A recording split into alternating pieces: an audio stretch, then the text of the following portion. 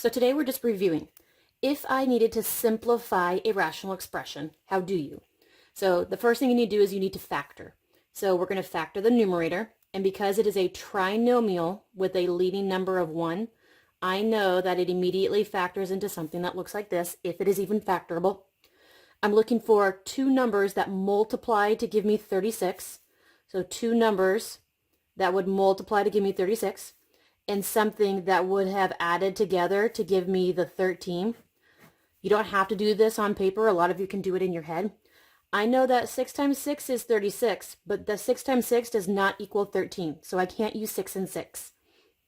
9 and 4 multiply to give me 36, and if I add them, I do get the 13.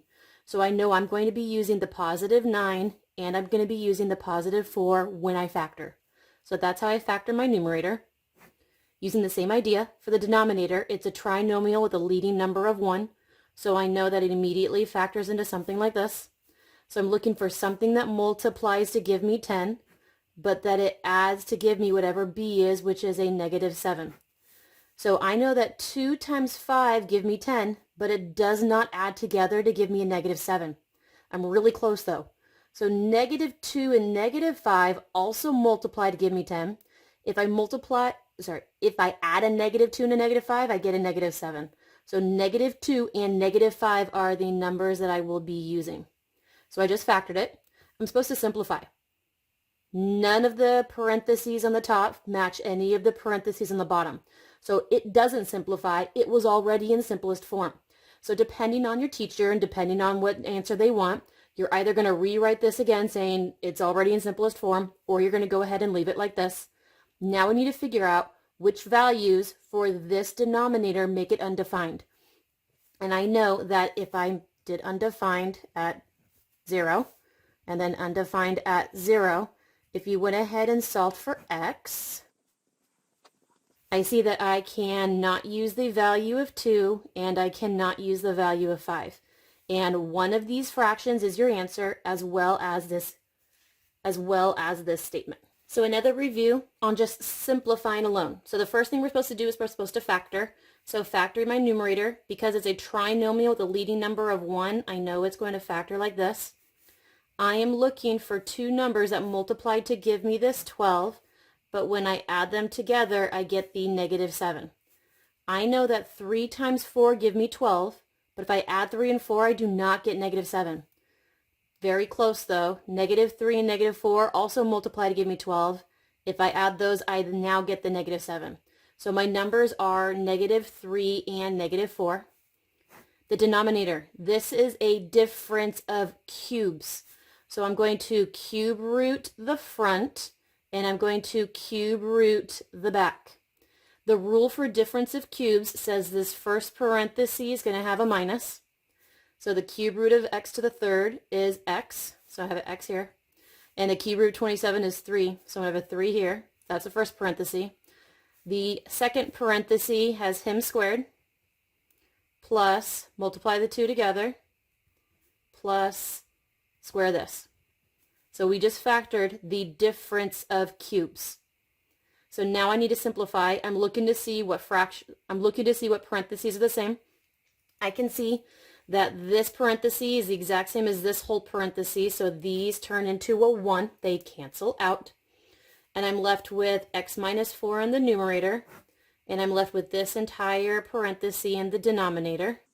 This parenthesis is not further factorable. I cannot think of anything that multiplies give me 9, but when I add them get 3. So this is your final answer. Now all you got to do is you got to figure out the undefines. So when does this actually equal 0? Take the cube root of both sides. X is going to be 3. So the only time that this will not work, it will not work when x is 3. So we're still reviewing. We're going to review how to find the product of two rational expressions. The first thing you're supposed to do is you're supposed to factor. And so we're going to break the 4 into its prime factors. And we're not going to prime factorize the variables. We're just going to leave it. Prime factor, there we go. The y is just the y. Prime factorizing 8 is 2 times 2 times 2, and then that was the x. So after I'm done factoring everything, I need to multiply straight across. So that meant this get multiplied to this. So I've got 2 times 2 times x times y to the third times y. This denominator is going to get multiplied to this denominator. So y squared times y times 2, 2, 2, and an x. I am going to try and combine my variables so I know what I actually have. So this is 2 and a 2. This is the only x. This combine like terms to y to the fourth. 1, 2, 3 2s, so 1, 2, 3 2s. This x is going to combine with this x, and you add their exponents, so I have x to the third. He was the only y. So now that things are a little more paired together, I can see what one's out. So these 2's one out. These 2's one out. So I know left I have an x times a y to the fourth all over a 2 x to the third y. Now how to do this with the variables, with the x and the y's. If you remember the rule, there's one of them up here and there's 2 down here. This one is going to cancel out with one more down here, which meant I only have 2 left down here.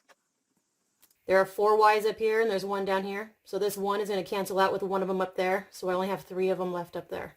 If you need to see this really large, this is x, y to the fourth meant there were 4 of them. 2, x to the third meant there were 3 of them. Y to the 1 meant there were y. This is the visual of how we got this. So I saw that this one canceled out with that one. I see that this one canceled out with that one. So I have 3 y's left, y to the third, 2, 2, 2 x's left, x to the second. So this is what we did in our heads coming from here to here. Now looking at this, I have to figure out what my x and y's cannot be for my denominators. So I know that x cannot be 0 and y cannot be 0, because if this x is 0, I now have a 0 down here. If this y is 0, I now have a 0 down here. So this is our final answer, and we're done. Continuing with our review, I have a rational expression multiplied to another rational expression. I need to factor everything first. So looking up here, I have a GCF of x. If I divide each of these sides by x, I end up getting x minus 3. X minus 2 does not have a GCF. It's not factorable, so that's our answer. This numerator, it's a trinomial with a leading 1, which means I know that it starts off looking like this. I need 2 numbers that multiply together to give me negative 6. And when I add them together, I need to get the b of 1. I need to multiply to get a negative, which meant I was either having the 3 negative or I was having the 2 as negative. I have to add to get 1. Negative 3 plus 2 is a negative 1. Doesn't work. 3 plus negative 2 is a positive 1. So it's a positive 3 and a negative 2 that I need. Denominator is just an x. So now that I have everything factored, we're going to multiply everything together. So this is x, x minus 3. Numerators get multiplied to numerators, so now they're all just one big happy family in my numerator. Denominator gets multiplied to denominator. Now I need to simplify. I see that this x ones out with this x. I see that this parenthesis ones out with this parenthesis. I have nothing left. So I have x minus 3 and x plus 3 is my final simplified answer. But I need to check when these both denominators are 0. So solve for x. So this is the answer, but x cannot be 0 and x cannot be 2. That is our final answer, and we're done. So continuing with our review, we have a rational expression being multiplied to a polynomial. We need to turn it into a fraction by putting over 1. So now we need to factor. So looking at the numerator at the front, we have a trinomial with a leading of 1, which meant I know it starts looking like this. And so I'm trying to figure out what 2 numbers multiply to give me this negative 36, but when I add them together, I actually get a 5. So I know 4 times 9 will give me a positive 36. One of these numbers needs to be the negative for me to get a negative 36. If I add these together, I get a 5. If I add these together, I would have gotten a negative 5. I'm looking for the positive 5, so this is the one I want. So it's negative 4 and a positive 9. So here's my negative 4 and my positive 9. This denominator is a difference of squares. So I'm going to square root the front, and I'm going to square root the back. The square root of x squared is x. Square root of 49 is 7.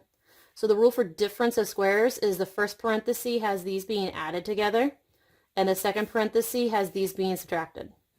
So that's my difference of squares. Now I need to factor this numerator. So it's a trinomial with a leading of 1, which meant it's going to start looking like this. So I'm looking for the two numbers that multiply to give me 28. And when I add them together, I end up getting negative 11. I know 7 times 4 is going to multiply to give me the 28. But when I add these together, I get 11. I'm really close, but I'm not there yet. So negative 7 times negative 4 multiply together to give me a positive 28. When I add these together, I get a negative 11. So I am looking at a negative 7 and a negative 4. Now that we're all factored, we're going to go ahead and multiply together. So numerator gets multiplied to numerator. Denominator gets multiplied to denominator. And now I need to simplify. If there's any parenthesis in the numerator and in the denominator, they one out. So these two parentheses one each other out. Nothing else will one out, so this is going to be our final answer. And there is another way that you could actually write this. There's a parenthesis that I see that's in there twice. So this x minus 4 parenthesis is actually in the problem twice. So we are going to rewrite it looking like this instead with an exponent of a 2. So I can see it was actually multiplied together twice. So this is our final answer, except for I need to know when is the denominator going to be undefined. So when is this actually 0? So solving for x, and then square rooting both sides, I end up getting x to be 7. So the only time that this can be the answer is when x is not 7, because that will make this undefined. And then you're done.